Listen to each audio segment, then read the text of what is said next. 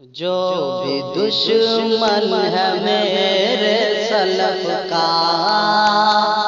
جل رہا تھا جلا۔ آدمی دو وجہ سے غسل کرتا ہے، ایک تو پاکی صفائی کے لیے جو کہ مستحب ہے، اور دوسری وجہ احتلام ہونے کی وجہ سے یا میاں بیوی کے ہم بستری کرنے سے انسان پر غسل واجب ہو جاتا ہے۔ ہم جو بتانے جا رہے ہیں وہ ہے غسل واجب کا مسنون طریقہ۔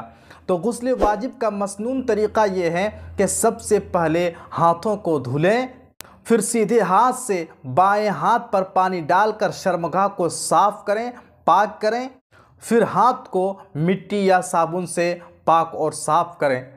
اس کے بعد جیسے نماز کے لیے وضو کی جاتی ہے ویسے وضو کریں۔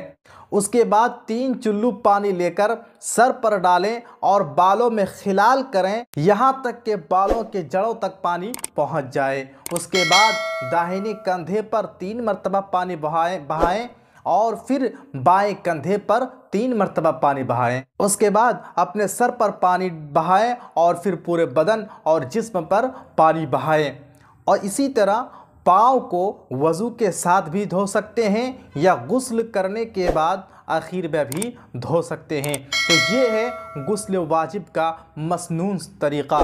اللہ تعالیٰ سے دعا کیجیے اللہ تعالیٰ ہم سب کو سنت رسول پر عمل کرنے کی توفیق عطا فرمائے۔